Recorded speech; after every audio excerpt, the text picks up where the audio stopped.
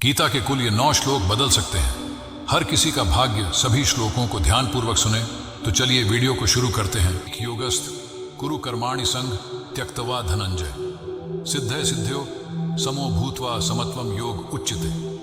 अर्थात हे धनंजय अर्जुन, कर्म न करने का आग्रह त्याग कर यश अपयश के विषय में संबुद्धि होकर योग युक्त होकर कर्म कर, क्योंकि समत्व को ही योग कहते हैं।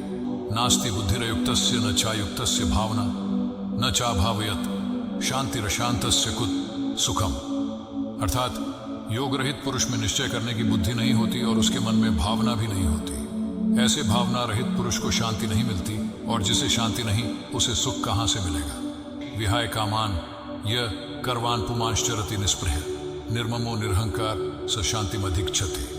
अर्थात जो मनुष्य सभी इच्छाओं व कामनाओं को त्याग कर ममता रहित और अहंकार रहित होकर अपने कर्तव्यों का पालन करता है, उसे ही शांति प्राप्त होती है। न ही कश्चित क्षणमपि जातुतिष्ठत्य कर्मकृत कार्यते ह्यश कर्म सर्व प्रकृति जयर्गुण है। अर्थात कोई भी मनुष्य क्षण भर भी कर्म किए बिना नहीं रह सकता। सभी प्राणी प्रकृति के अधीन हैं और प्रकृति अपने अनुसार हर प्राणी से कर्म करवाती है और उसके परिणाम भी देती है।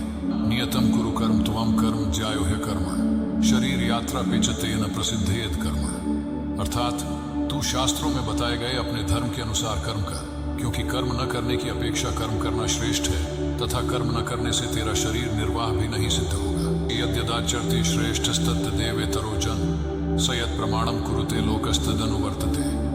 अर्थात श्रेष्ठ पुरुष जैसा आचरण करते हैं, सामान्य पुरुष भी वैसा ही आचरण करने लगते हैं। श्रेष्ठ पुरुष जिस कर्म को करता है उसी को आदर्श मानकर लोग उसका अनुसरण करते हैं। न बुद्धिभेदम जनयेत ज्ञानाम कर्म संज्ञानाम जोशयेत सर्व कर्माणि विद्वान युक्त समाचरण। अर्थात ज्ञानी पुरुष को चाहिए कि कर्मों में आसक्ति वाले अज्ञानियों की बुद्धि में भ्रम अर्थात कर्मों में अश्रद्धा उत्पन्न न करे, किंतु स्वयं परमात्मा के स्वरूप में स्थित हुआ और सब कर्मों को अच्छी प्रकार करता हुआ उनसे भी वैसे ही करावे। यथा माम प्रपद्यन्ते तांस्तथैव भजाम्यहम् मम वत्रमानुवर्तन्ते मनुष्य पार्थ सर्वश। अर्थात हे अर्जुन, जो मनुष्य मुझे जिस प्रकार भजता है यानी जिस इच्छा से मेरा स्मरण करता है, उसी के अनुरूप मैं उसे फल प्रदान करता हूँ। सभी लोग सब प्रकार से मेरे ही मार्ग का अनुसरण करते हैं। कर्मण्येवाधिकारस्ते मां फलेषु कदाचन मां कर्म फल हेतुर्भुर्माते संगोस्त्व कर्मणि।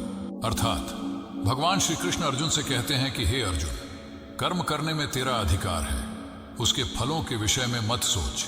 इसलिए तू कर्मों के फल का हेतु मत हो और कर्म न करने के विषय में भी तू आग्रह न कर।